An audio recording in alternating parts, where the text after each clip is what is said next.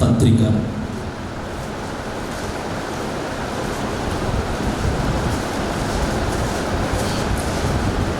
2వ అధ్యాయం 11వ వచనాన్ని మనం చదువుకుందాం. చదవండి సిస్టర్. నేనేమైనను క్షమించి ఉంటే సాతాను మనల్ని మోసపరచుకుంటున్నట్లు మీ నిమిత్తము క్రీస్తు సముఖమునందు క్షమించి ఉన్నాను. సాతాను తంత్రములను మనము ఎరుగని వారము కాము. ఆమేన్. మీరు కింద మాట నోట్ చేసుకోండి. సాతాను తంత్రములను మనము ఎరిగిన వారము ఎరగని వారము కాము. మరొక వచనాన్ని చదువుకుందాం. ఎఫెసీ పుస్తకం 6వ అధ్యాయం 11, 12 వచనాలు. ఏలయనగా మనము 10వ వచనం నుంచి తుదకు ప్రభు యొక్క మహాశక్తిని బట్టి బలవంతులై ఉండండి. మీరు అపవాది తంత్రములను ఎదురించుటకు శక్తిమంతులగునట్లు దేవుడిచ్చే సర్వాంగ కవచాన్ని మీరు ధరించండి. చాలండి. 2 వాక్యాలని మనం చదివాం. మొదటి వాక్యములో సాతాను తంత్రములను మనము ఎరుగని వారము కాము. వినండి. సాతాను తంత్రములను మనము ఎరుగని వారము కాము అంటే సాతాను యొక్క తంత్రాలు మనకి బాగుగా తెలుసు అని పౌలు కొరింథీ సంఘానికి తెలియచేస్తూ ఉన్నారు. 1, సాతాను తంత్రములను ఎరగాలి. 2, సాతాను తంత్రాల్ని ఎదురించాలి. వింటున్నారా? ఎదురించాలి. మరి ఈ రాత్రి ప్రియులారా, ఈ ఉపదేశం ద్వారా, ఈ వాక్యం ద్వారా పరిశుద్ధాత్ముడు మనందరికీ కావలసిన ఆయన మర్మ గర్భితమైన సంగతులను మనకు అనుగ్రహించును గాక. ఆమేన్. చూడండి, మొదటి వచనంలో సాతాను తంత్రములను మనము ఎరిగిన వారం అంటే ఎరగని వారము కాదు. ప్రియులారా, సాతానును గూర్చి తెలుసుకుంటే సాతాను తంత్రాల్ని గ్రహించగలం. సాతాను తంత్రాల్ని గ్రహిస్తే సాతాను తంత్రాల్ని ఎలాగో ఎదురించాలో, ఎలాగున వాటిని జయించాలో మనకు అర్థమవుతుంది. ఈ రాత్రి మీరు మనసు పెట్టి వినండి. సాతానును గూర్చి కొన్ని విషయాలు మీకు తెలియచేస్తాను. మొట్టమొదటిగా ప్రియులారా, సాతాను ఎవరు? సాతాను ఎక్కడ పుట్టాడు?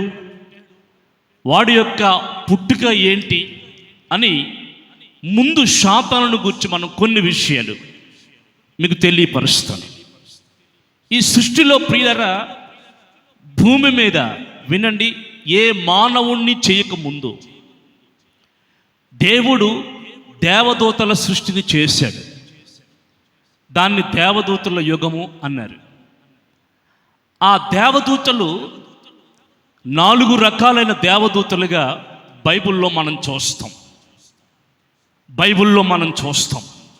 సెరూపులు, కెరూపులు, ప్రధానులు, ప్రధాన దూతలు, సాధారణ దూతలు. ప్రియులారా, ఈ 4 రకాల దూతలు పరలోకములో దేవుణ్ణి ఆరాధిస్తూ దేవుడు చెప్పే ప్రతి పనిని చేస్తూ దేవుడు అప్పగించిన బాధ్యతల్ని వారు నిర్వర్తిస్తూ ఉండేవారు. ఈ రోజున ప్రియులారా, మనం అనుకుంటాం సాతానికి ఏమీ తెలియదని మనం అనుకుంటాం.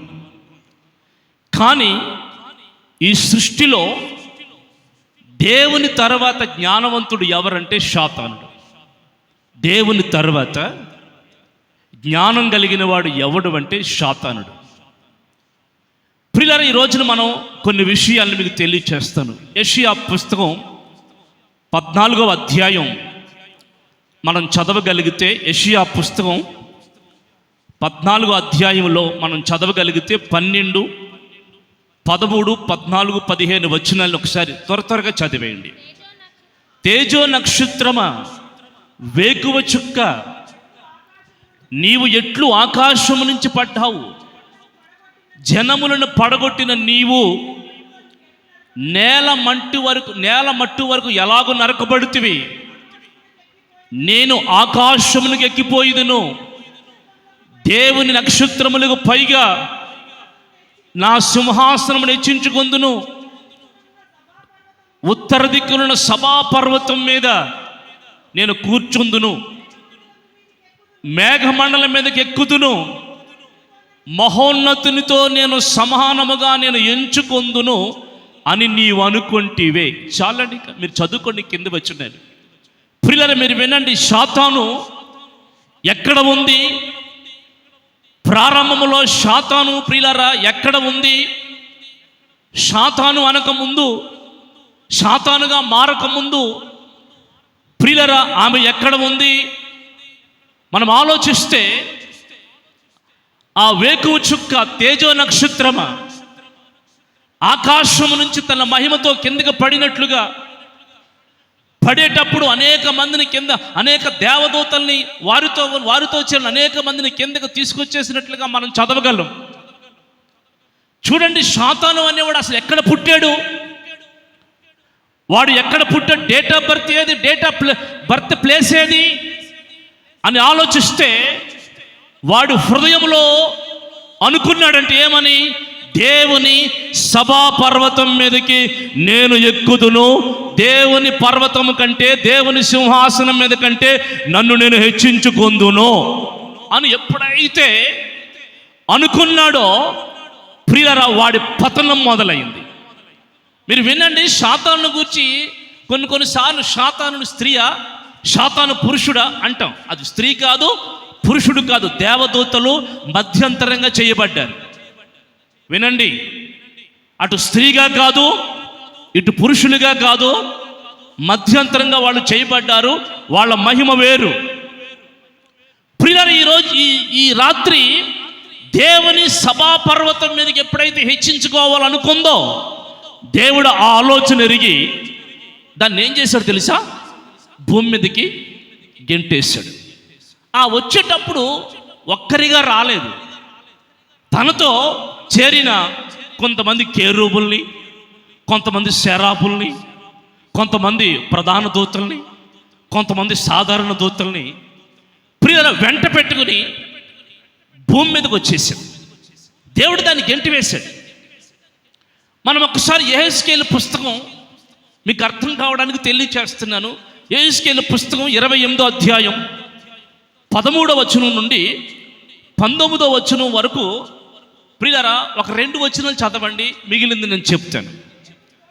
దేవుని తోటయగు ఏదెనులో నీ ఉంటివి, మాణిక్యము, గోమేదకము, సూర్యకాంత మణి రత్నములు, సులేమెను రాయి, మరకతము, నీలము, పద్మరాగము, మాణిక్యము అని అమూల్య రత్నములతో బంగారముతోను నీవు అలంకరింపబడిన దినము మొదలుకొని, మీరు చూడండి ఆ వచనాలు మీరు చదువుకోండి. తర్వాత అక్కడ మరొక మాట రాయబడి ఉంటుంది, కాలుచున్న రాళ్ల మధ్యన నీవు సంచరిస్తూ ఉన్నావు. Praise the lord. సాతాను ఎక్కడ సంచరించేది? సాతానుగా మారకముందు కాలుచున్న రాళ్ల మధ్య.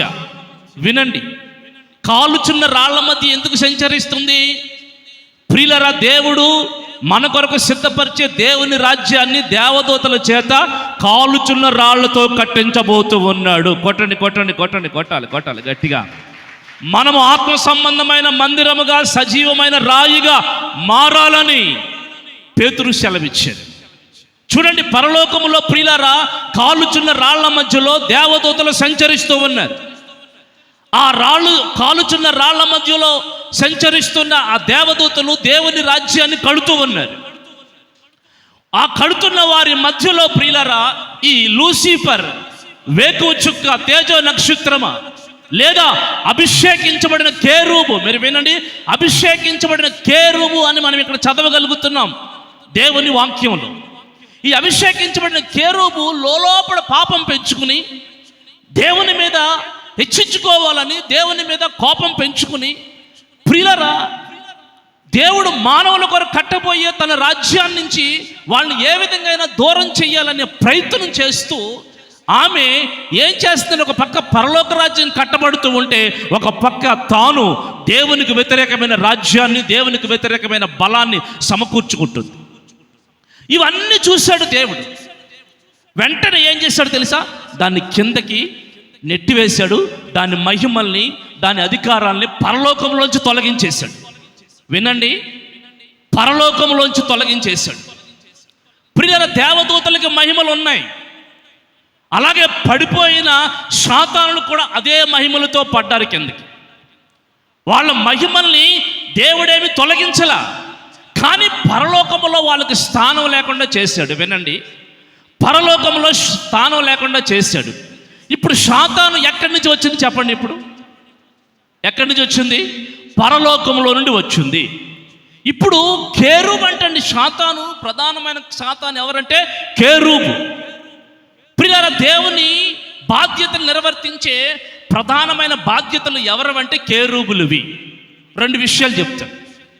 ప్రియులారా, ఆదామవ్వలు దేవునికి వ్యతిరేకంగా పాపం చేసి బయటకు నెట్టబడిపోయినప్పుడు ఆ జీవవృక్ష ఫలాలు మరలా వెళ్ళి భుజిస్తారేమో అని ఏదైనా తోటలో ప్రియులారా వాళ్ళు బయటికి గెంటేసి కేరూబుల్ని ఆ తోటకు కావలుగా దేవుడు ఉంచాడు. అగ్ని ఖడ్గ జ్వాలలను కూడా ఆ తోటలో దేవుడు వారిని అడ్డుగా ఉంచాడు. ఎవరిని లోపలికి వెళ్ళలేవులే. కేరూబులు ఏదైనా తోటని కాపలా కాస్తున్నాయి. అలాగనే ప్రియులారా, మోషే గారికి ధర్మశాస్త్రం ఇచ్చినప్పుడు, ప్రత్యక్ష గుడారపు నిబంధన ఇచ్చినప్పుడు, నిబంధన మందసాన్ని దేవుడు ఇచ్చినప్పుడు, ఆ నిబంధన మందసం పైన కరుణాపీఠాన్ని కమ్ముకొని ఉన్న రెండు కేరూబులు ప్రియులారా దేవుని సన్నిధిని ఎల్లవేళలా కాపాడుతూ ఉండేవి. కొట్టండి, గట్టిగా కొట్టండి, చెప్పండి. ఇప్పుడు చూడండి, ఏది ప్రధానమైన బాధ్యతలు దేవుడు అప్పగిస్తున్నాడో అటువంటి కేరూబుల సంతతిలోంచి, కేరూబుల జాతిలోంచి ప్రియులారా సాతాను ఉద్భవించింది, సాతాను పుట్టింది. వినండి, ఇప్పుడు ఆదాము అవ్వలకి దేవుడు ఆ పళ్ళు దాచి ఉంచాడని ఆమెకి ఎలా తెలుసు? ఆ సాతానికి ఎలా తెలుసు చెప్పండి? ఎలా తెలుసు? ఎవరో చెప్పలేదే. ఆ రోజుల్లో భూమి మీద ఇద్దరే ఉన్నారు మానవులు, ఆదాము అవ్వలు, అంతే. దేవుడు వాళ్ళ దగ్గరికి వచ్చి చెప్తూ వాళ్ళతో మాట్లాడి వెళుతూ ఉండేవాడు. ప్రియులారా, మీరు వినండి, అయినను ఏదైనా తోటలోకి ఎవరు వచ్చారు? సాతాను వచ్చేసింది. అంటే తనకు ఎలా తెలిసింది? అంటే తనకు తెలియని సంగతులు ఏది లేవని మీరు ఒకసారి గుర్తు చేసుకోండి. ఇప్పుడు సాతాను ఎలాగుంటాడో, సాతాను యొక్క తన యొక్క ఆ యొక్క క్రియలు ఎలాగున్నాయో ఒకసారి తెలిస్తే మనం కొంచెం జ్ఞానవంతులుగా మారుతాం. ప్రియులారా, మీరు వినండి, దేవుడు చెప్పలే ఎవరికి, ఆ జీవవృక్ష ఫలాలు అక్కడ పెట్టించాడు అంతే, మంచి చెడు చెట్టులు పెట్టించాడు అంతే. కానీ సాతాను ఏం చేసింది? అక్కడికి వచ్చి ఆ పండు తినే విధంగా చేసింది. ఈరోజున వినండి ఒకసారి, దీని కొరకు మరలా మీకు చెప్తాను. చూడండి ప్రియులారా, సాతానికి ఎవరో చెప్పవసరం, వాడికి అన్నీ తెలుసు. ఎందుకంటే అభిషేకించబడిన కేరూబు. అందుకే చెప్తున్న, వాడు పరలోకంలో స్థానం లేదు, కానీ వాడి స్థానం అంతా భూమి మీద. ప్రకటన గ్రంథంలో రాయబడిన మాట, సాతాను కాపురం ఉన్న స్థలములో మీరును కాపురం ఉన్నారు. ప్రైజ్ ది లార్డ్, హల్లెలూయా. అందుచేత ప్రియులారా, మన సాతానుని మనం బాగా ఎరిగిన వారం అయితే సాతాను తంత్రాల్ని మనం ఎరుగుతాం. చూడండి ఒకసారి యోబుని గూర్చి మనం ఆలోచించినప్పుడు, సాతాను ఎక్కడికి వెళ్ళాడు చెప్పండి ఒకసారి? ఎక్కడికి వెళ్ళాడు? తిరుగుతూ వాళ్ళతో కలిసి ఎక్కడికి వెళ్ళిపోయాడు? పరలోకానికి. మరి వీడికి అక్కడికి వెళ్ళడానికి ద్వారాలు ఎలా తెరబడ్డాయి చెప్పండి? అక్కడ దేవదూతలే కదా వెళ్ళాలి, సాతాను ఎందుకు వెళ్ళాడు? ఈరోజు వరకు నువ్వు నేను ఎప్పుడైనా చూసాం పరలోకం ఎలా ఉంటుందో? మనం ఎప్పుడైనా చూసామా? కానీ వాడు వెళ్ళిపోయాడు. వాడు వెళ్ళిపోయి అక్కడ జరుగుతున్న మీటింగ్ అంతటిని చూస్తున్నాడు. చూడటమే కాదు, నా భక్తుడైన యోబుని గురించి నువ్వు ఆలోచించావా అని అడుగుతున్నాడు. అంటే చూడండి ప్రియుల, ఒకసారి సాతానుకి ఎంత అధికారం ఉంది, సాతాను ఎంత శక్తిమంతుడు ఒకసారి ఆలోచించండి. మనం జకర్యా పుస్తకంలో మన 3వ అధ్యాయం 1వ వచనంలో ప్రియుల, పరలోక రాజ్యంలో యెహోషువ ప్రధాన యాజకుడైన యెహోషువ అక్కడ నిలబడి ఉంటే ఈ సాతాను ఏం చేస్తుంది? ఫిర్యాదు చేస్తుంది. ఎక్కడ? పరలోకములో దేవుని దగ్గర ఫిర్యాదు చేస్తుంది. పరలోకంలోకి వెళ్ళి అక్కడ ఈ యాజకుడి మీద ఫిర్యాదు చేస్తుంది, యెహోషువ మీద. మీరు చూడండి ప్రియులారా, దానికి అధికారం ఎంతవరకు ఉంది. ఇప్పుడు దేవుడు దాన్ని గెంటాడు, కానీ ప్రియులారా ఇక్కడికి రావద్దు వెళ్ళొద్దని మట్టికి ఆంక్షలు మాత్రం విధించలేదు. ఎందుకంటే మునుపు ఏ మహిమతో ఉందో అదే మహిమతో ఉంది, కానీ పరలోకంలో దానికి సీట్ లేదు. అంతే, ఏమి లేదు. పరలోకములో సీట్ లేదు. భూమి మీద ఉన్న దేవదూతలన్నీ పరలోకానికి వెళ్ళి అక్కడ కూర్చుని దేవునితో ముచ్చటించి దేవుని బాధ్యతల్ని అసెంబ్లీలోను, పార్లమెంట్లోను, లోక్సభలోను, రాజ్యసభలోను కూర్చున్నట్లుగా దేవదూతలందరూ వెళ్ళి కూర్చుంటారు. సాతాను గాడు ఓడిపోయాడు కాబట్టి వాడు అలా తిరిగి వస్తారు, కానీ వాడికి సీట్ లేదు. ఇప్పుడు మీకు అర్థమవుతుందా? వాడికి అక్కడ స్థానం లేదండి. ప్రియులరా, వాడు ఎటువంటి వాడు ఒకసారి మీరు ఆలోచించండి. వాడు ఎటువంటి వాడు ఒకసారి ఆలోచించండి. సాతాను ప్రియులారా, వాడు ఎక్కడికైనా వెళ్ళగలడు, ఎక్కడికైనా వెళ్ళగలడు. ఒకరోజు యేసు ప్రభు అన్నారు, ఏమన్నారంటే, అయ్యా, మనుష్య కుమారుని శ్రమల చేతికి అప్పగించి, శ్రమల పాలు చేసి, సిలువకు అప్పగించి మరణం ప్రాణం తీసే రోజు వస్తుందే, ఈ మనుష్య కుమారుడు మీ అందరి కొరకు ప్రాణం పెట్టబోతున్నాడు అని అంటూ ఉంటే, ప్రియులరా, పేతురు వెంటనే లేచి అంటూ ఉంటాడు, ప్రభువా, ఎవరు చచ్చిపోయినా సరే నిన్ను మట్టికి చనిపోనివ్వను నేను, ఎవరిని సిలువ వేసినా సరే నిన్ను మట్టికి నేను వెయ్యనివ్వను, నువ్వు నాకు కావాలి అంటున్నాడు. యేసు ప్రభుకు అర్థమయ్యింది, వీడు నావాడైతే దేవుని సంగతులను ఆలోచిస్తాడు, వీడు నావాడు కాదు కనుకనే నాకు వ్యతిరేకంగా మాట్లాడుతున్నాడు అని వెంటనే ప్రభు పేతురు వైపు తిరిగి, సాతానా నా వెనక్కి పొమ్ము, నువ్వు మనుషుల సంగతులే గ్రహిస్తున్నావు కానీ దేవుని సంగతులు నువ్వు గ్రహించలేకపోతున్నావు అని అన్నారు. ఇప్పుడు చూడండి, యేసు ప్రభు దగ్గర కూడా ఎవరు వెళ్ళారు చెప్పండి? ఎవరు వెళ్ళారు? పైగా ఎవరిలోకి వెళ్ళారు? ప్రధాన శిష్యుడు పేతురు, ప్రధాన శిష్యుడు, ప్రధాన అపోస్తలుడు. ఆ అపోస్తలులకు వెళ్ళి దేవుని చిత్తానికి, దేవుని సంకల్పానికి, దేవుని ప్రియుల ప్రణాళికకు వ్యతిరేకంగా మాట్లాడుతూ ఉన్నాడు. ఈరోజు ఒక మాట చెప్తాను, మనము కూడా దేవుని చిత్తానికి, దేవుని సంకల్పానికి వ్యతిరేకంగా మాట్లాడాము అనిపిస్తే మనలో ఎవరున్నారో తెలుసా? చెప్పండి. మనలో ఎవరున్నారు?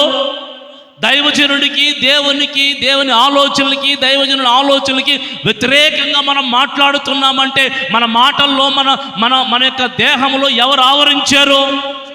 సాతానుడు ఆవరించారు. చూడండి ప్రియులారా, ఇలాగ సాతాను చూడండి, వాడు ఎంత శక్తి కలిగిన వాడు ఎక్కడికైనా వచ్చేస్తున్నాడు, ఎక్కడికైనా వెళ్ళిపోతున్నాడు. ప్రియులారా, ఈరోజు నీవు, నేను, మనము ఒక లెక్క కాదని నేను చెప్తాను. ఒక మాట చెప్పాలంటే, ప్రైజ్ ది లార్డ్. అందుకే ముందు సాతాను వాడు ఎక్కడెక్కడికి రాగలడు, వాడు ఏమేం చేయగలడు, వాడు పనులు ఎలాగుంటాయి ముందు తెలియాలి, ముందు తెలియాలి. సాతానుకు ప్రియులారా, వాడు డైరెక్ట్గా రాడండి. ఇప్పుడు డైరెక్ట్గా రాడు. నేను అంటాను, ఇదిగో నేను 12 మందిని ఏర్పాటు చేసుకోలేదా? మీరు ఒక 200 మంది 300 మంది ఇక్కడ లేరా?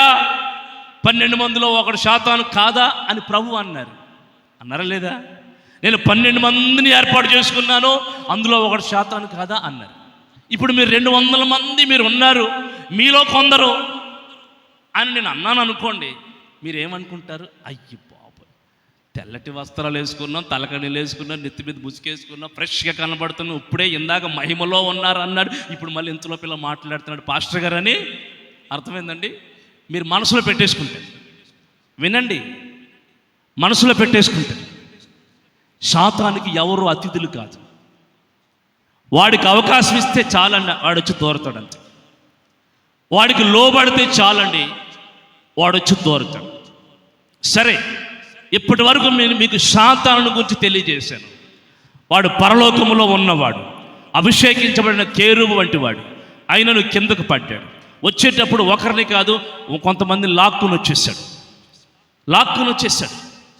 మీరు వినండి, షేరువుల్లో కొంతమందిని, కేరువుల్లో కొంతమందిని, ప్రధాన దూతల్లో కొంతమందిని, సాధారణ దూతల్లో కొంతమందిని లాక్కుని వచ్చేసి వాడు ప్రియులరా, వాడికి దొరికిన చోటల్లా, వాడికి దొరికినదల్లా వాడు చేసుకుంటూ పోతున్నాడు. ఇప్పుడు కొన్ని వాడి తంత్రాలను మీకు తెలియజేస్తాను. చెప్పండి. మొదట, సాతాను ఎక్కడి నుంచి వచ్చాడు, వాడు ఎక్కడెక్కడికి వెళ్ళగలడు, ఎవరిలోనికి వెళ్ళగలడు, వాడు ఎంతవరకు వాడు ప్రయాణం చేయగలడు అనేది మొదట వాడి శక్తి సామర్థ్యాలు మీకు తెలియజేశాను. రెండవది, వాడు తంత్రాలు మీకు తెలియజేస్తాం. చూడండి ప్రియులారా, మన మొట్టమొదటి అంశంగా కొరింథీ పత్రికలో ప్రియులారా, మొట్టమొదటి అంశముగా 2 కొరింథీ పత్రిక 11వ అధ్యాయం 3వ వచనం. 2 కొరింథీ పత్రిక 11వ అధ్యాయం 3వ వచనం.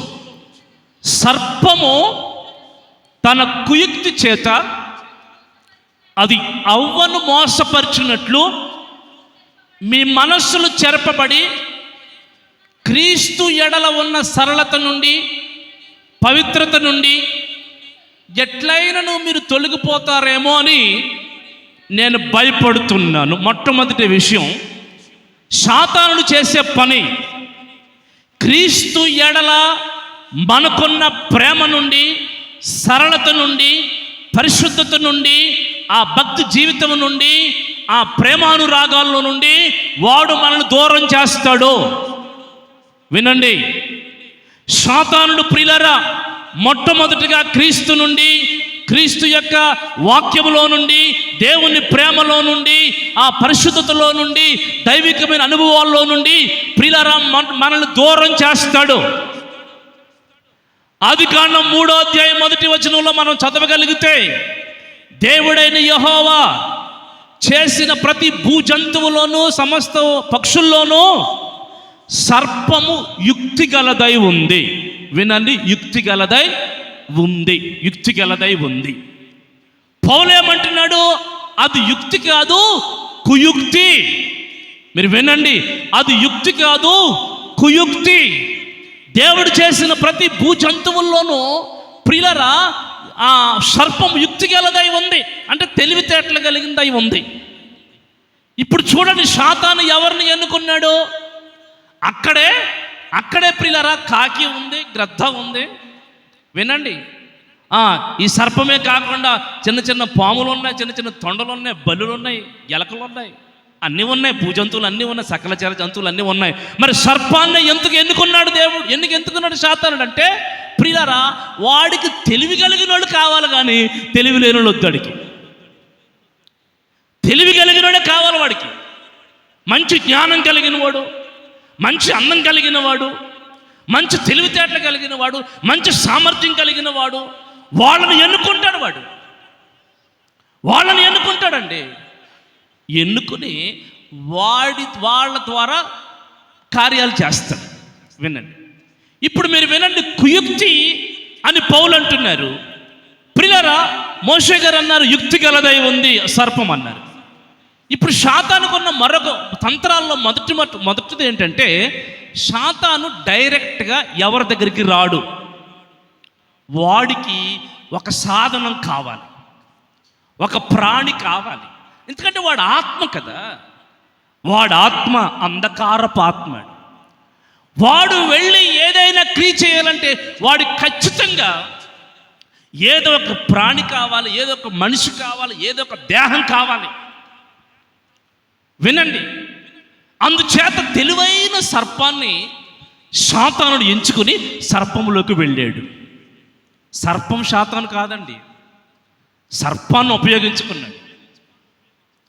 పేతురు సాతాను కాదండి, పేతురును ఉపయోగించుకున్నాడు. వింటున్నారా? ప్రియులారా, ఎప్పుడైతే సాతాను ఆ పాములోకి వెళ్ళిందో, ఇప్పుడు ఆ పాముతోటి, ఆ సర్పంతో నేను అనుకుంటున్నాను, ప్రతిరోజు అవ్వం వెళ్ళి సర్పమా ఎలాగున్నావు, భోంచేసావా, అన్నం తిన్నావా అని అడుగుతుంది అనుకుంటా. అనుకున్న ఆ సిచ్యువేషన్లో నేను ఈమెలో దూరితేనే అవ్వని మోసం చేయగలను అనుకుంది. పరిచయం ఉన్న వాళ్ళతోనే, పరిచయం లేని వాళ్ళతో వాడు రాడు. పరిచయం లేని వాళ్ళతో వాడు రాడండి. పరిచయం ఉన్న వాళ్ళతో వస్తాడు. ఒక్కొక్కసారి దేవుడి మందిరం మెట్ల వరకు వస్తాడు, ఒక్కొక్కసారి బలిపీఠం వరకు వస్తాడు, ఒక్కొక్కసారి పైకి కూడా వచ్చేస్తాడు. ఎందుకంటే ఆడికి అడ్డు లేదు కదా, వాడికి అడ్డు లేదు కదా. ఎవరో ఒకరిని ప్రియులారా వాడు ఉపయోగించుకుంటాడు. మీరు వినాలి. సర్పాన్ని ఉపయోగించుకుని ఏం చేశాడు తెలుసా? అవ్వని మోసం చేశాడు. ఈ సాతానుకున్న గుణం ఏంటంటే మోసం చేసే గుణం ప్రియులారా. చూడండి, మనలో కూడా కొంతమంది వాళ్ళ మోసం చేస్తూ ఉంటారు, వీళ్ళ మోసం చేస్తూ ఉంటారు.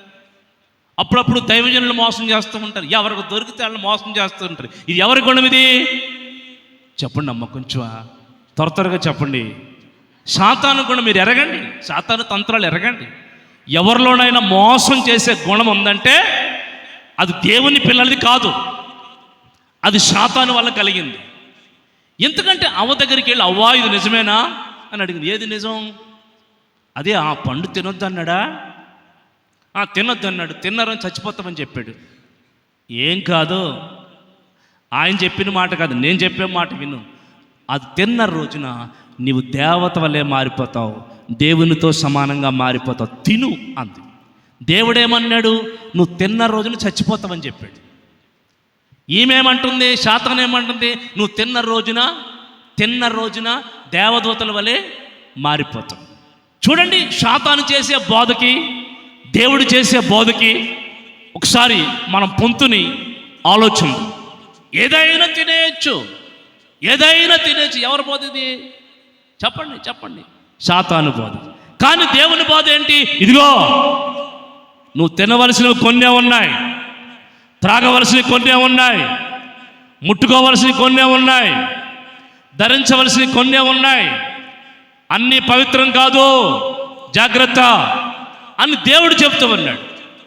సాతానుడు ఏమంటున్నాడు? నువ్వు ఏదైనా తినో, ఏదైనా తాగు, ఎక్కడికైనా వెళ్ళు, ఎలాగైనా బ్రతుకో, నువ్వు మహిమలోనే ఉంటావు అని సాతానుడు బోధిస్తున్నాడు. ఈ రోజున మనం దేవుని సన్నిధిలో దేవుని బోధని గ్రహించాలి. ప్రియులారా, సాతాను బోధను కూడా గ్రహించాలి. ఈ రోజున ఏం చేసిందంటే, సర్పం మోసం చేసి దేవుని ప్రేమ నుండి, సరళత నుండి ప్రియులారా ఆదామవలను తప్పించేసింది. ఈ భూమి మీద మనిషికి మరణం లేదు, తెలిసే మీకు ఆ సంగతి? ఉందంటారా మరణం ఉందండి? ఎందుకంటే మరణం లేదు. దేవుడు మరణించే మనిషిని చేయలా, ఎల్లకాలం జీవించే మనిషిని చేశాడు. ఎలా జీవిస్తాడు మానవుడు? ఎలా జీవిస్తాడంటే ప్రియులారా, ఆ తోట మధ్యలో జీవవృక్ష చెట్లు నాటాడు, జీవవృక్ష ఫలములిచ్చే చెట్లు నాటాడు. ఆదాము ఆ పండు కోసుకుని తింటే ఇక ఎల్లవేళలా బ్రతికే ఉంటాడు. సాతాను ఏం చేసింది?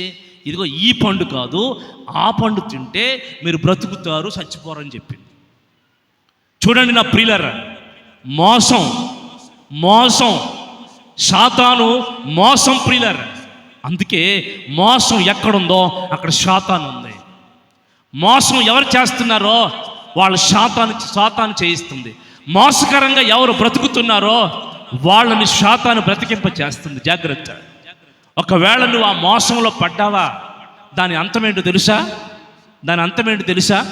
ఎప్పుడైతే వాళ్ళు మోసపోయారో దేవుడు ఆదాము అవన్ని బయటికి గెంటేశాడు. దేవదూతల్ని కేరూబుల్ని కావలు ఉంచేసాడు, మళ్ళీ ఆ తోటలోకి వెళ్ళకుండా. ఇప్పుడు ప్రియులారా, దేవుడు ఎందుకు గెంటాడు ఆ ఏదైనా తోటలోంచి అంటే, ఇప్పుడు మంచి చెడులు ఫలమిచ్చే వృక్ష ఫలాలు తినేశాడు ఆదాము. ఇప్పుడు రెండోసారి జీవవృక్ష ఫలాలను కూడా చేయి చాపి కోసుకుని తినేశాడు అనుకో, ఎప్పుడు బ్రతికే ఉంటాడు. ఈ పాపంతో ఉన్న మనిషి ఎప్పుడు బ్రతకూడదు, కానీ పరిశుద్ధతలో ఉన్నవాడు, పాపం లేనివాడు ఎప్పుడు బ్రతకి ఈ పళ్ళు తిని బ్రతకాలని నేను ఈ పళ్ళు పెట్టాను. కానీ సాతాను ఏం చేసిందంటే వాడిని తప్పించేసింది, వాడి మార్గాన్ని మార్చేసింది. వాడు జీవ మార్గాన్ని వదిలి మరణ మార్గానికి వెళ్ళిపోయాడు. మరణ రెండోసారి దీన్ని ముట్టుకుంటాడేమో అని ఆదాముని బయటికి ఎంటేశాడు. Praise the Lord. ఆదాములు ఎందుకు బయటకు నెట్టబడ్డారంటే, ప్రియులారా, సర్పము తన కుయుక్తి చేత వాళ్ళని మోసం చేసిన కారణంగా. సాతాను చేసే పని ఏంటంటే, ఎలాగైనా మన భక్తిని పాడు చేయాలి, ఎలాగైనా మన పరిశుద్ధతను పాడు చేయాలి, ఎలాగైనా దేవుని ప్రేమలో ఉన్న ఆ సరళత నుంచి మనల్ని తప్పించాలని సాతానుడు చూస్తాడు. ప్రియులారా, ఒకసారి గ్రహించండి, ఈ భూమి మీద నీకు జ్ఞాన వివేచన కలిగిన ఆత్మను దేవుడు ఇచ్చాడు. మంచి ఏంటో చెడేంటో గ్రహించగలిగిన జ్ఞాన వివేచన కలిగిన ఆత్మను ఇచ్చాడు. కనుక నువ్వేం చేయాలో తెలుసా? చాలా జ్ఞానంగా దేవుని సన్నిధిలో సాగుతూ ఉండాలి, చాలా జ్ఞానంగా సాగుతూ ఉండాలి. ప్రియులారా, సాతానికి ఎప్పుడు చూసినా ఎవరు కావాలి? ఏదో ఒక ప్రాణి కావాలి, ఏదో ఒక జంతువు కావాలండి. ప్రియులారా, అందుకే సర్పంలోనికి వచ్చాడు. ఎప్పుడైతే సర్పాన్ని ఉపయోగించుకుని వాడు బయటికి వెళ్ళిపోయాడు. దేవుడు ఏం చేశాడు? సర్పాన్ని శపించాడు. మీరు వినండి, సర్పాన్ని శపించి వెళ్ళిపోయాడు. ఈ రోజున ప్రియులారా, వాడు ఎవరో ఒకరిని వాడుకుంటాడు. ఒకరోజు యేసు ప్రభు అలాగ సువార్త చేస్తుంటే ఒకడు సమాధుల్లో ఉన్నాడంట. వాడిలో ఎన్నో దెయ్యాలు ఉన్నాయి, ఒకటి కాదు రెండు కాదు. వాడు ప్రభు దగ్గరికి వచ్చి అంటాడు, ప్రభువా, సమయం రాకముందు ఎందుకు వచ్చావు అన్నాడు. సరే, వచ్చాను లేరా, నా భక్తులను బాగు చేసుకోవాలిగా, నా బాధ్యతగా అన్నాడు. సరే, బాగు చేసావు కానీ మమ్మల్ని వెళ్ళిపోమనొద్దు. వినండి, మమ్మల్ని వెళ్ళిపోమనొద్దు. అదిగో అక్కడ పందులు కనబడుతున్నాయిగా, అందులోకి వెళ్ళిపోమని చెప్పు. మాకు ఏదో ప్రాణి కావాలి, ఏదో జీవి కావాలి మేము బ్రతకాలంటే. అందుకని మమ్మల్ని శాశ్వతంగా దూరం చేయకుండా అదిగో ఆ పందుల్లోకి వెళ్ళమని చెప్పండి. స్తోత్రం చెప్పండి. అవి కోరుకుంటున్నాయి, ఏం కావాలో, ఎందులోకి వెళ్ళాలో కోరుకుంటున్నాయి. అవి ఎందులోకి వెళ్ళి జీవించాలో కోరుకుంటున్నాయి. ప్రియులారా, ఒకరోజు ప్రభు అన్నారు, పేతురుతో అన్నారు, పేతురు, సాతాను మిమ్మల్ని జల్లిట్లో వేసి మిమ్మల్ని జల్లించాలని కోరుకుంది. ఎవరిని కోరుకుందంటండి? చెప్పండి, ఎవరిని కోరుకుంది? సాతాను గడి కోరికలు ఎలా ఉంటాయో తెలిసే మీకు ఆ సంగతి. వాడు మంచి భక్తిలో ఉన్న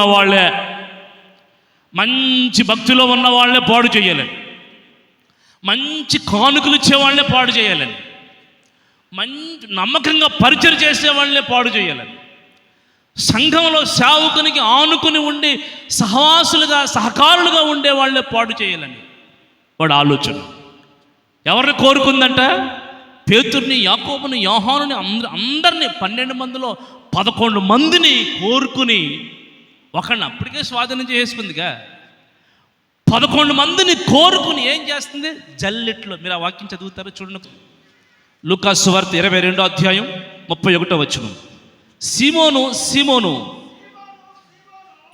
చదవండి. సీమోను, ఇదిగో సాతాను మిమ్మల్ని పట్టి గోధుమల వలె జల్లించుటకు మిమ్మల్ని కోరుకుంది. వినండి, ఎవరిని కోరుకుందంట? సాతాను అంటండి జల్లిట్లో వేసి జల్లించాలని యేసు ప్రభుతో ఉన్న భక్తులను కోరుకుందంట. చూసారా, వాడి ఆలోచనలు, వాడి తంత్రాలు, వాడి కోరికలు. అసలు ఎప్పుడైనా మనం ఆలోచిస్తామో ఇలా జరుగుతూనే? ప్రియుల, వాడికి ఎవరు కావాలి? మంచి భక్తిపరులు కావాలి, మంచి భక్తిపరులు కావాలి. వాడికి దేవుని ప్రణాళికలో, దేవుని సంకల్పములో, దేవుని చిత్తములో, దేవుని ఏర్పాట్లో ఉన్నవాడు కావాలి. అటువంటి వాళ్ళు కోరుకుని ఏం చేస్తున్నా? జల్లిట్లో వేసి జల్లించాలంటుందంట. జల్లించు. ఇప్పుడు ఈ సంఘాలకి, పరిశుద్ధ సంఘాలకి చాలామంది ప్రజలు వస్తారా? కానీ ఈ వాక్యానికి నిలబడలేక, ఈ ఉపదేశాలకు తట్టుకోలేక అంటారు, అయ్యి బాబోయ్, ఈ ప్రసన్న బాబు పాస్టర్ గారి దగ్గర మనం ఉండలేమండి, ఈ వాక్యాల్లో మనం కట్టబడలేమండి. ఎక్కడెక్కడ వాక్యాల్లో చెప్తున్నాడు ఆయన. ఆ పక్క సంఘంలో చూడు, నువ్వు దీవించబడతావు, ఆశీర్వదించబడతావు, వర్ధిల్లుతావు, అభివృద్ధి పొందుతావు, స్థలాలు కొనుక్కుంటావు, వ్యాపారాలు చేసుకుంటావు. ఇదే ఎంత బాగుందో తెలుసా? అటువంటి చోట్లకు మనం వెళ్ళిపోదాం అనుకుంటారు కొంతమంది. వినండి ప్రియులారా, ఎందుకంటే ఈ ఉపదేశంలో నిలబడలేక, ఈ ఉపదేశంలో నిలవబడనియక చాలా మందిని చాతాను ఏం చేస్తా తెలుసా, జల్లించేస్తూ ఉంటుంది. ఈ ఉపదేశంలో నిలబడ్డారా, మీరు డైరెక్ట్గా పరలోకానికి వెళ్ళిపోయినట్టే. కొట్టండి గట్టిగా, కొట్టాలి. రంగురంగుల వస్త్రాలు వేసుకుని మేము సేవ చేయొచ్చు, సూటు బూట్లు వేసుకుని మీ దైవజనులు సేవ చేయొచ్చు. అలంకారాలతో ప్రియులారా, వివిధ కోరికలతో నింపబడిన సిస్టర్స్ అలంకారాలతో ధరించుకుని వారు పరిచయం చేయొచ్చు, సేవ చేయొచ్చు. కానీ దేవుని నిజమైన రాజ్యం అలా లేదు. ప్రియులారా, ఎవరైతే అక్షయ అలంకారము కలిగి దేవుణ్ణి ఎదుర్కోవడానికి సిద్ధపడతారో వారే దేవుని రాజ్యంలోకి వెళ్ళగలరు. ఆమెన్. ఈ రోజున శాతాను ఏం చేస్తుంది తెలుసండి, సులువైన దానిని మీ కళ్ళ ముందు పెడుతుంది. మోసపోవద్దు. మంచిని పక్కన పెట్టి మంచిని చెప్పకుండా శాతాను ఏం చేస్తుంది తెలుసా, సులువైన దానివై మీ మనసును త్రిప్పుతుంది, మోసంలో పడేస్తుంది, మోసం వైపు తీసుకెళ్ళిపోతుంది. బాగా వినండి, ఎప్పుడైతే ప్రియులారా ఈ వీళ్ళని కోరుకుందో దేవుడు అన్నారు, ఇదిగో వీళ్ళ సంకల్పములో ఉన్నవారు, కోరుకున్నావు కానీ వీళ్ళని మాత్రం నువ్వు ముడతానికి అవకాశం లేదు అని ఏం చేశారు తెలుసండి, దేవుని దగ్గర ప్రార్థన చేసి వేడుకున్నారంట. పేతురుతో అంటారు, పేతురు కోరుకుందయ్యా, ఆడి పని ఆడిదే, కానీ నేనేం చేశాను తెలుసా, మీ అందరి కొరకు విజ్ఞాపన చేశాను. ఇదిగో నీ మనస్సు తిరిగిన తరువాత మరలా నువ్వేం చెయ్యాలి, ఈ సహోదరులందరినీ బలపరిచి ఒక పరిశుద్ధ సంఘముగా నీవు కట్టాలి. ఆమేన్. ప్రియులారా, మీరు వినండి, సాతాను కోరికలు వినండి ప్రియులారా. ఆ పందుల్లోకి వెళ్తానంటది, ఆ మంచి భక్తుల్లోకి వస్తానంటది. ఇలా చూడండి ప్రియులారా, వాడు మోసం చూడండి. ఈ రోజున అటువంటి మోసాలకి మనం లోబడవుతూ దేవుని సన్నిధిలో ప్రియులారా కాస్త బైబిల్ని గ్రహించండి, పరిశుద్ధుల ఉపదేశాన్ని గ్రహించండి. శాతాను చేసే పని ఏంటంటే మొదట మోసం మాయ మాటలు చెప్తాడు ప్రియులారా, మోసంలో పడేస్తాడు. ఒక రోజున వినండి, ఆ ప్రాంతంలో ఒక అతను బండి మీద వచ్చాడు. జీసస్ అని రాసుంది బండి మీద, జీసస్ కాల్స్ అని రాసుంది. ఆ ఊర్లో ఎవరెవరు అనారోగ్యాలతో ఉన్నారో ఆ వీధిలో ఎంక్వైరీ చేస్తున్నాడు. ఎవరిని అడిగినా చెప్తారుగా, ఇక్కడ ఎన్ని మందిరాలు ఉన్నాయంటే ఎవరిని అడిగినా చెప్తారు. అలాగే ఆ వీధిలోకి వచ్చి ఎవరికైనా ఒంట్లో బాగోదా, ఎవరిని పిల్లలకి ముసలి వాళ్ళకి ఒంట్లో బాగోలేదా, మా దగ్గర మందులు ఉన్నాయంటే వాళ్ళు ఏం చేస్తారు, పలానా చెప్తారు. ఒక సహోదరి దగ్గరికి వచ్చి, అమ్మ మీ ఇంట్లో అనారోగ్యంతో ఉన్న బిడ్డ ఉందంట కదా అంటే, వాళ్ళు ఎప్పటి నుంచో ప్రియులారా హాస్పిటల్కి వెళ్ళి బోల్డ్ మందులు పోస్తున్నారు. అది మట్టికి వాస్తవం. ఏం చేసిందంటే, ఉన్నారండి, మా పాపకు ఒంట్లో బాగోదండి, 12-13 సంవత్సరాలు ఉంటాయండి అంటే, అమ్మ నా దగ్గర మందు ఉంది, నాకు చెప్పారు, ఎంక్వైరీ చేస్తే మీ ఇంట్లో మీరు వినండి, మీ ఇంట్లో అనారోగ్యం కలుగుని బిడ్డ ఉందని తెలిసింది, మా దగ్గర మంచి మందు ఉంది, ఆ మందు మీకు ఇచ్చి మీ బిడ్డని ఎలాగైనా సరే బ్రతికిస్తాం, బాగు చేస్తాం అని ప్రియులారా వచ్చారు ఒక ఆయన. ఎవరంటే, ఆ బండి మీద యేసు ప్రభు పేరు రాసుంది, జీసస్ కాల్స్ అని రాసుంది. వచ్చిన ఆయన కూడా దేవుని బిడ్డే. మీరు వినండి, ఎదర బండిలో బైబిల్ కూడా పెట్టుకున్నాడు. వింటున్నారా? బైబిల్ పెట్టుకున్నాడు, వెనకాల బ్యాగులో మందులు పెట్టుకున్నాడు. సరే, ఆవిడని పరిశీలించి అన్నీ చేసిన తర్వాత, అమ్మా ఇది ఒక 3,000 ఖర్చు అవుతాయి, ఆ మందులు ఇప్పుడు నా దగ్గర లేవు, పలానా టౌన్లో మార్కెట్లో, జహీరాబాద్ మార్కెట్లో మెయిన్ టౌన్లో దొరుకుతాయి, ఇప్పుడు ఆ మందులకు డబ్బులు ఇస్తే నేను తీసుకొచ్చి ఈ పాపకి వేస్తాను అని అన్నాడు అని చెప్పారు. అప్పుడు ఆ మంది, అయ్యా మాది పేదరికం, మా దగ్గర అంత ధనం లేదు అంటే, లేదమ్మా మీరు చూసుకోండి, ఏదో తిప్పలు పడి నేను మీకు సహాయం చేస్తానంటే, ప్రియ పక్కనే ఒక ఆయన ఉంటే పెద్ద ఆయన దగ్గరికి వెళ్ళి ఏం చేసింది తెలుసండి, అయ్యా పలానా మా పాపకు ఆరోగ్యం కావాలి, మరి పలానా డాక్టర్ గారు వచ్చారు, వైద్యులు వచ్చారు అని కొంచెం డబ్బులు కావాలి, మీరు ఇవ్వండి మళ్ళా చదువుతానంటే, ఆయన బీరువాలోంచి తీసి 3,000 ఇచ్చాడు. ఈ 3,000తో ప్రియులారా ఒక అబ్బాయిని తీసుకెళ్ళి టౌన్లోకి వెళ్ళి, అవేమో 2-3 రకాలు పసుపు కుంకుమ మొత్తాన్ని కలిపితే నీళ్ళు రంగులు మారతాయిగా, అటువంటివన్నీ ఒక బాక్స్లో, టిఫిన్ క్యారియర్ బాక్స్లో కలిపి ఆ అబ్బాయికి ఇచ్చాడు. ఎవడమే కలిపి తీసుకెళ్ళి రాయండి, రేపు ప్రొద్దున్న ఆ అమ్మాయికి సంబంధించి అంబులెన్స్ వస్తుంది. ఏంటండి, అంబులెన్స్ 108 అంటారు చూసారా, అటువంటి వస్తుంది. అందులో మీ అమ్మాయికి కావాల్సిన అన్ని సకల వైద్య సదుపాయాలు ఉన్నాయి, మీరు రేపటికి సిద్ధంగా ఉండండి, ఇప్పుడు తీసుకెళ్ళి మందు రాయమని చెప్పారు. ప్రియరా ఆ మందు తీసుకొచ్చి ఆ అమ్మాయికి రాశారు. ఇక రేపు ప్రొద్దున్న ఉదయాన్నే ఆయన వస్తాడని వెళ్ళేటప్పుడు ఫోన్ నెంబర్ ఇచ్చి వెళ్ళాడు, వస్తాడని. ప్రియ ఆ పాప మీద చేయి పెట్టి ప్రార్థన కూడా చేశాడు, వాక్యం కూడా చదివాడు. నీ గాయాల వల్లే స్వస్థత కదా ప్రభు అని చదివాడు. అన్నీ చదివి అన్నీ చేసి ప్రార్థన కూడా చేసి ప్రియులరా ఈ డబ్బులు పట్టుకుని వెళ్ళిపోయాడండి. తెల్లారి పొద్దున రాలేదు, 10, 11, 1 గంట అవుతుంది, రావలా. ఓహో రేపు పొద్దున వస్తారేమోలే అనుకుని రేపు కూడా చూసింది ఆ సహోదరి. ప్రియులర్ నెంబర్ ఇచ్చారుగా, ఫోన్ నెంబర్ ఇస్తే ఆ ఫోన్ నెంబరు ప్రియులర్ టచ్ చేస్తూ ఉంటే ఆ నెంబర్ ఆగిపోయింది.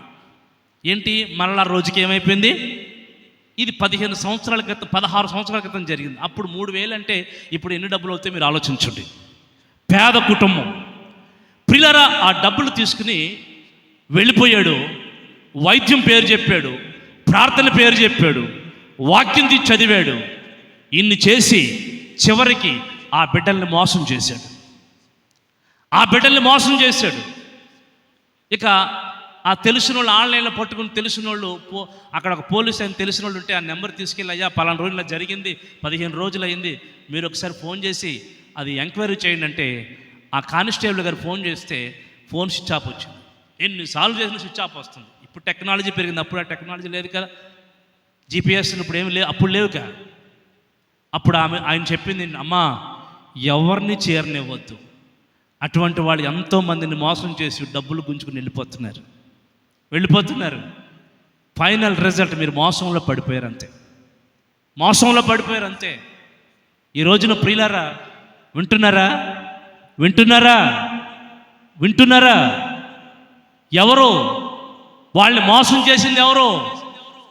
ఏ పేరు చెప్పి మోసం చేశారు వాళ్ళని? ప్రియులారా మీరు వినండి, దేవుడి పేరు చెప్పి మోసం చేశారు. ఏ జరగట్లేదంటారా దేవుడి పేరు చెప్పి మోసాలు? చెప్పండి. ఇప్పుడు ఆ మోసాలకు కారణం ఎవరు? దానికి కర్త ఎవరు? సాతానుడు. ఒకవేళ ప్రియులారా నువ్వు ఎవరిని పడితే వాళ్ళని మంచి చెడు తెలియకుండా నువ్వు నమ్మితే దాని పర్యవసానం మోసం. ప్రియులారా నేను ఒక పేదరికంలో ఉండి ఒక విగ్రహారాధన కుటుంబంలో నుండి దేవుని సన్నిధిలో ప్రియులారా సేవని ప్రభుని తెలుసుకుని సేవ చేయాలని ఒక దృక్పథంతో ఒక దైవజనుడి దగ్గర 10 సంవత్సరాలు శిష్యరికం చేశాను. ఎన్నో వేల మీటింగ్స్కి పరిచయం చేశాను.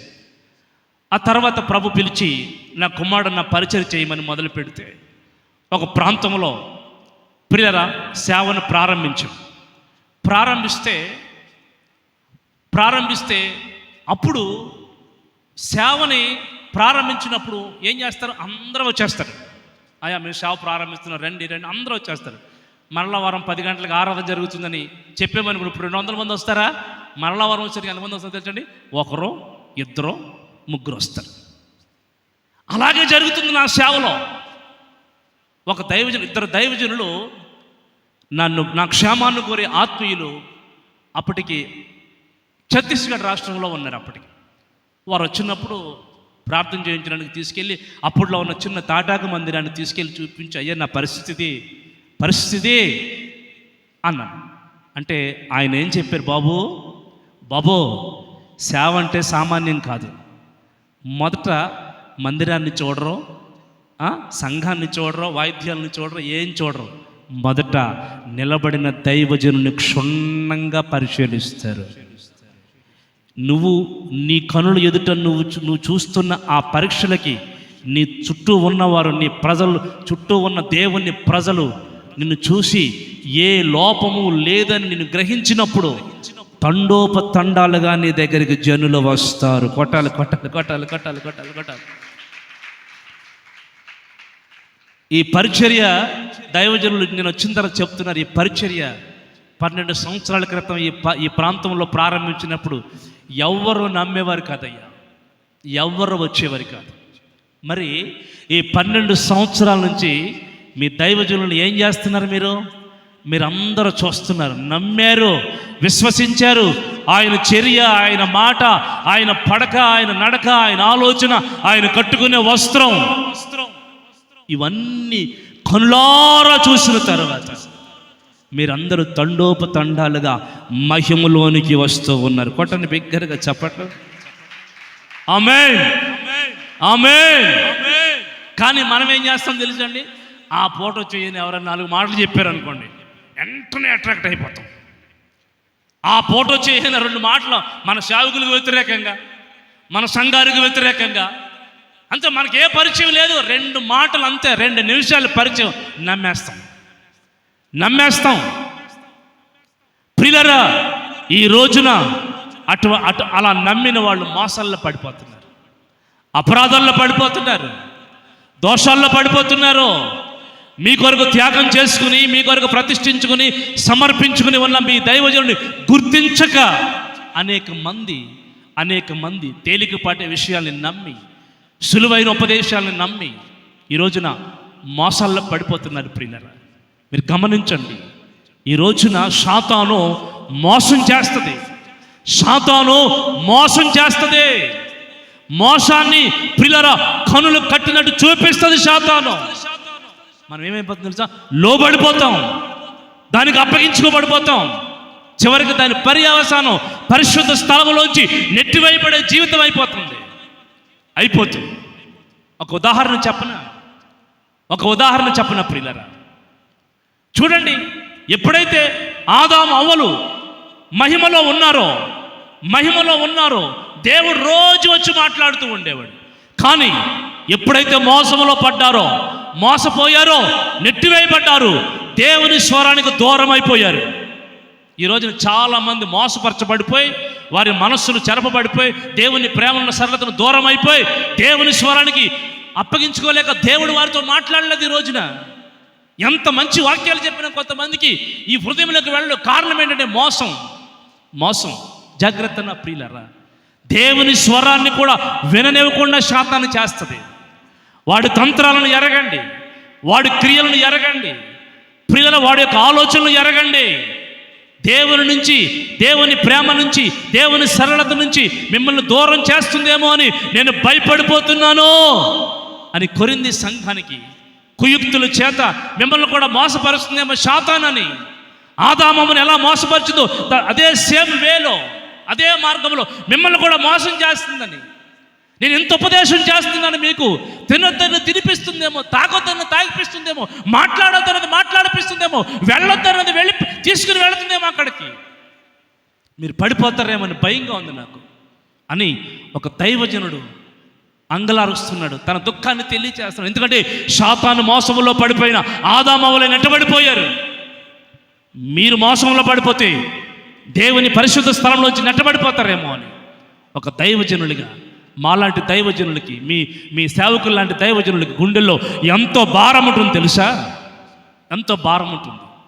మీ అయ్యగారిని అడిగానయ్యా, నా ముఖం ఎప్పుడు చూడలేదు మీరు, మరి వాక్యానికి రమ్మంటున్నారు, నేను వస్తానయ్యా, మరి ఏ మీటింగ్ పెడతారు అనుకుంటా అంటే, అయ్యా ప్రార్థన చేస్తున్నాను, దేవుడు ఏ పేరు పెట్టమంటే ఆ పేరు పెడతాను, మీరు మాత్రం డేట్ ఇవ్వండి అన్నారు. సరే, ఒకరోజు ఒక పాంప్లెట్ పంపించారు. ఏంటయ్యా అంటే, సంఘ సిద్ధపాటు.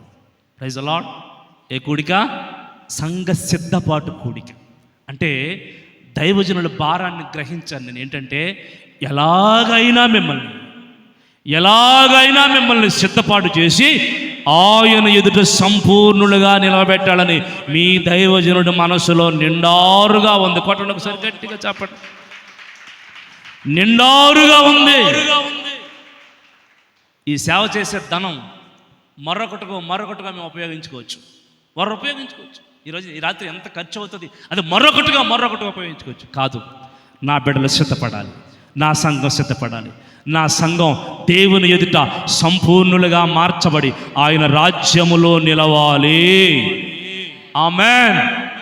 ఆ భారము కలిగి, ఆ ప్రయాస కలిగి ఏర్పాటు చేసిన కూడిక ప్రియులారా, కూడిక. ఒకటి, సాతాను మనల్ని మోసంలో పడేస్తాడు. మరొక విషయాన్ని చూపిస్తాడు. చూడండి, యోహాను సువార్త ప్రియులారా 8వ అధ్యాయం, యోహాను సువార్త 8వ అధ్యాయం 44వ వచనం. మీరు మీ తండ్రి యగు అపవాది సంబంధులు మీ తండ్రి దురాశలు నెరవేర్చగోరుచున్నారు. ఆది నుండి వాడు నరహంతకుడై ఉండి సత్యమందు నిలిచిన వాడు కాడు, వాని యందు అసలు సత్యమే లేదు. వాడు అబద్ధమాడునప్పుడు తన స్వభావమును అనుసరించే మాట్లాడతాడు. ఒకటి, సాతాను తంత్రాల్లో మోసం చేస్తాడు. రెండోది, వాడు అబద్ధం ఆడతాడు, అబద్ధం ఆడిపిస్తాడు. వింటున్నారా? వాడు అబద్ధం ఆడుతాడు, వాడు అబద్ధం ఆడిపిస్తాడు. మీరు వినండి, అబద్ధం ఎంత డేంజరో తెలుసా? ఎంత డేంజరో తెలుసా? ప్రియులారా, ఒకసారి దావీదు గారు ఏమన్నారు? యెహోవా, నీ పరిశుద్ధ స్థలంలో నిలవదగినవాడు ఎవడు? నీ పరిశుద్ధ పర్వతం మీద ఎక్కదగినవాడు ఎవడు అని అంటూ యథార్థ హృదయముతో ఎల్ల వేళలా నిజము పలుకువాడే అక్కడ ఉండగలడు. కొట్టండి కొట్టండి కొట్టండి కొట్టాలి కొట్టాలి. ఓ రోజున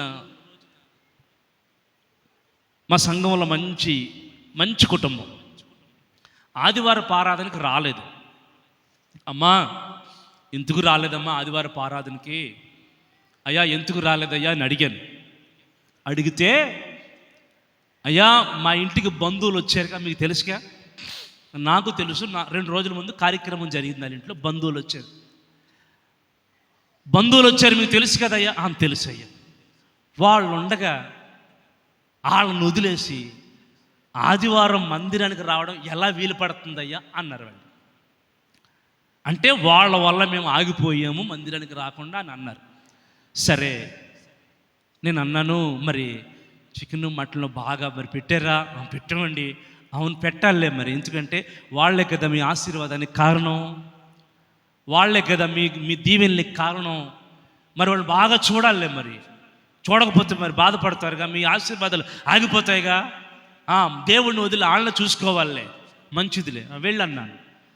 అర్థమైందండి? ఇప్పుడు మీరు అబద్ధం ఆడుతున్నారో నిజం ఆడుతున్నారో ఇప్పుడు ఎక్కడున్నా ఇది బయట పెట్టద్దు మిమ్మల్ని. అవునా కాదు చెప్పండి ఒకసారి? పెడుతుంది లేదా? ఈరోజు మానవులకున్న ఆదత్తు ఏమిటి, అలవాటు ఏంటి? ఎక్కడికి వెళ్తే ఎక్కడ? అర్థమైందండి? ఎక్కడున్నాను నేను ఇప్పుడు? చెప్పండి, ఎక్కడున్నాను? వెంటనే ఫోటో తీస్తారు. ఎక్కడ పెడతారు? స్టేటస్. 200 మంది ఆహో ఈడు ఎక్కడున్నాడు ఇలా అర్థమైపోతుంది. వీళ్ళు ఎక్కడున్నారు ఆదివారం రోజు? అర్థమైందండి? మా పక్కనే ఒక సముద్రం ఉంది. అయ్యగారు మీరు వెళ్ళారుగా? సముద్రం ఉంది. అక్కడ బీచ్ ఉంటుంది, మంచి బీచ్ ఉంటుంది. ఆ బీచ్కి వెళ్ళిపోయారు అందరిని తీసుకుని. ఏ రోజు? ఆదివారం రోజు. సేవకుడు అడిగితే ఏం చెప్పారు? చుట్టాలు ఉన్నారు కదయ్యా, బంధువులు ఉన్నారు, వాళ్ళు బాగా చూసుకోవాలి కదయ్యా, వాళ్ళకి మంచి చెడు చూడాలి కదయ్యా, మరి రావడం ఎలా కుదురుతాయి అంటే, ఒక దైవజనుడు ఎదురుగుండగా వచ్చి ఏం మాట్లాడారు? అబద్ధం మాట్లాడారు. సరే, వాళ్ళు చెప్పినప్పుడు నమ్మేశాను. ఆ మందిరం నుంచి ఫైతుములోకి వెళ్ళేసరికి ఇంట్లో ఉన్న పిల్లలు చూపించేశారు. అన్న మీతో అబద్ధం చెప్పారు వాళ్ళు ఎక్కడున్నారో తెలుసా, ఇది చూడండి మీకు అర్థమైపోతాను. చూస్తే వీళ్ళు సగం డ్రెస్సులు వేసుకుని సముద్రంలో గొంతులేస్తున్నారు. అమ్మా, నా దగ్గరే ఉంటూ, సంఘంలోనే ఉంటూ, నా వాక్యాలు వింటూ ఆడిని చేర్చుకుని ఆడిని పోషిస్తున్నారు మీరు. ఎవరినే?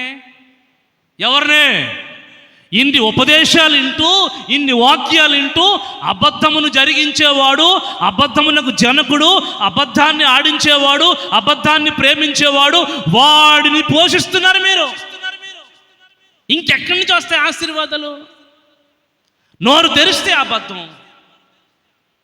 ఇప్పుడు భార్య ఉందండి, అయ్యా ఎక్కడికి వెళ్ళి వచ్చారయ్యా అని భర్తను అడిగింది అనుకోండి, ఏం చెప్తాడు? నీకెందుకో ఎన్నో పనులు ఉంటాయి మగవాళ్ళకి. ఎందుకో ఈ ఏదో దొల్లించి వచ్చినట్లుగా ఏమీ లేదు. ఏ చెడు తిరుగుళ్ళు అడ్డమైన తిరుగుళ్ళకి వెళ్ళి ఇక్కడ భార్య దగ్గర ఏం చేస్తున్నాడు? నీతిమంతుల్లాగా. నీకు ఎందుకమ్మా? నోరు తెరిస్తే భార్య ముందు అబద్ధం భర్త ఈ రోజున. సరే, ఇప్పుడు భార్య ఉన్న నీతిమంతురాలంటే ఈమెమీ కాదు. ఆయనకు తెలియకుండా ఈయన ఏమి రహస్య కార్యాలు చేస్తుందో, ఎన్నెన్ని మాటలు అంటుందో, భర్త దగ్గరికి వచ్చి ఈమె నిజం చెప్పదో. ఇప్పుడు ఆ ఇంట్లో భార్యలోనూ అబద్ధం ఉంది, భర్తలోనూ అబద్ధం ఉంది. ఇప్పుడు ఇద్దరు అబద్ధానికి జనకుడు, అబద్ధాన్ని పెంచి పోషించేవాడు, స్వభావాన్ని అనుసరించి అబద్ధాన్ని మాట్లాడేవాడు, వాడు మొదటి నుంచి ఆ ఏదేను తోటలో నిజాన్ని అబద్ధంగా మార్చిన వాడు వాడే. ఇప్పుడు ఈ కాపురంలో ఎవడున్నాడంటే వాడున్నాడు తిష్ట వేసుకుని. ఈ పైకి పాట పాడుతుంది కానీ పరిశుద్ధుని పాట పాడుతుంది కానీ ఈ నోటి నిండా అబద్ధమే. జాగ్రత్త నా ప్రియులరా, నీవు అబద్ధం ఆడావా సాతాను ట్రాపింగ్లో ఉన్నావని అర్థం. ఒక దైవజనుడి దగ్గర, ఒక దేవుని సంఘంలోకి వచ్చి దేవుని సేవకుడి దగ్గర, దేవుని మందిరంలోకి వచ్చి దేవుని ఎదుట నీ నోరు అబద్ధం పలుకుతుందా? నువ్వు సత్యములో లేవు. సత్యములో లేనివాడు యేసుక్రీస్తులో లేడు. యేసుక్రీస్తులో లేనివాడు అబద్ధమునకు జనకుడైన సాతానులో వాడు తిష్ట వేసుకుని పాతుకుపోయాడు నోటి మాటల అబద్ధం ద్వారా. జాగ్రత్త. నిజం చెప్పడానికి ప్రయత్నించి నిజం చెప్పు, క్షమించబడతావు. ఆత్మలో కపటం లేకుండా నిజం చెప్పు. ఈరోజు అబద్ధికులు దేవుని రాజ్యంలోకి వెళ్ళరు. ఇక్కడ ఎంత భక్తి చేసినా అబద్ధం ఆడేవాళ్ళు ఎక్కడ ఉంటారో అగ్నిగుండంలోకి వెళ్ళిపోతారు. ఎందుకంటే వాడికి తెలుసు వీళ్ళ నోటు ఎలాగైనా అబద్ధం తీసుకొచ్చామా నా వాళ్ళు అయిపోతారు వీళ్ళు. అంతని అబద్ధాన్ని పెంచుతాడు, అబద్ధం మాట్లాడే విధంగా చేస్తాడు. ఒకటి, దేవుని ప్రేమ నుండి నిన్ను దూరం చేస్తాడు. రెండు, నీ నోట అబద్ధం ఉంచి ప్రియులరా ఆ అబద్ధాన్ని నీ నోట పలికిస్తాడు. ఎప్పుడైతే పలికించాడో నీ జీవితం వాడికి స్వాధీనపరచబడిపోయినట్టే. జాగ్రత్త నా ప్రియులరా, ఈ రాత్రి ఈ సిద్ధపాటు కూడికలో తీర్మానం చేసుకుని ప్రార్థన చేసుకోండి. నా నోట ఇక్కడ అబద్ధం ఉండకూడదయ్యా, అబద్ధం ఉండకూడదయ్యా. అబద్ధాన్ని కొనసాగించి జరిగించేవాడు దుష్టుడని ఈరోజు వాడి తంత్రాలను ఎరిగాను నేను. ఈ రోజు నుంచి నిజమే పలుకుతానని తీర్మానం చేసుకోండి. దేవుని రాజ్యంలోకి చేరతారు. అబద్ధం మనల్ని ఎక్కడ వరకు తీసుకెళ్ళిపోతుందంటే మోసంలోకి తీసుకెళ్ళిపోయి మన జీవితాన్ని పాడు చేస్తుంది. సరే, అబద్ధం ఆడారుగా నేను ప్రార్థన చేశాను, ప్రభువా ఏంటయ్యా నమ్మేని వాళ్ళని వాళ్ళు అబద్ధం ఆడారు అంటే దేవుడు అన్న, రే నాయనా నువ్వు మౌనంగా ఉండరా, నువ్వు మౌనంగా ఉండు అన్నాడు దేవుడు. సరే మౌనంగా ఉన్నానండి. ఇక తెల్లవారు నుంచేనండి అర్థమైందండి, ఇంటేజ్మని హాస్పిటల్కి వెళ్ళి అన్ని టెస్టులు చేయించుకొచ్చాడు. ఏమీ లేదు. తెల్లారి పొద్దున ఇంటి ఆవిడ వెళ్ళి అన్ని టెస్టులు చేయించుకొచ్చింది. మూడో రోజు ఏమీ లేదు.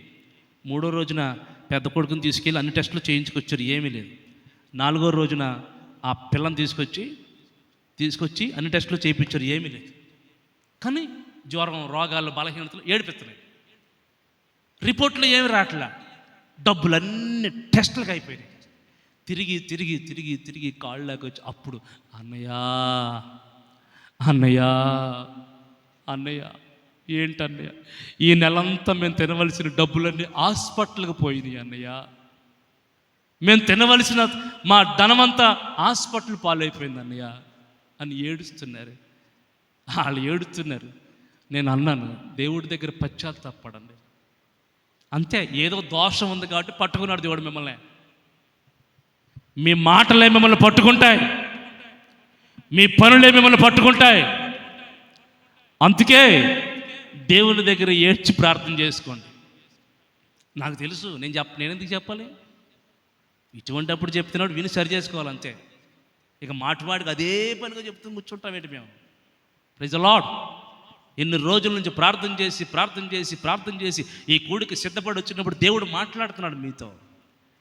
మీ దైవజనులు వారమంతా ప్రార్థన చేసి నిలబడి ఆదివారపు ఆరాధనలో, ప్రతిష్ట కూటాల్లో, శుద్ధీకరణ పరిశుద్ధాత్మ కూటల్లో నిలబడి ప్రార్థన చేసినప్పుడు, వాక్యం చెప్పినప్పుడు మీతో మాట్లాడుతాడు దేవుడు.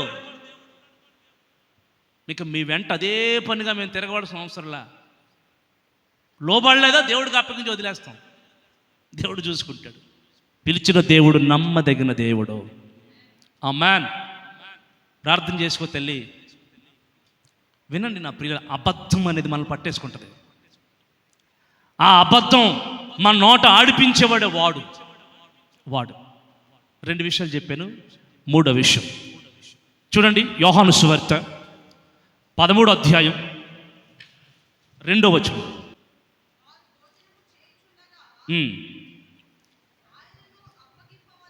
అప్పగించవలనని సీమోను కుమారుడగు ఇస్కరియోతు యోధ హృదయములో అపవాది ఆలోచనలు పుట్టించాడు. చూడండి, 3వ పాయింట్ ఏంటంటే అపవాది ఏం పుట్టిస్తాడు? ఆలోచనలు పుట్టిస్తాడు.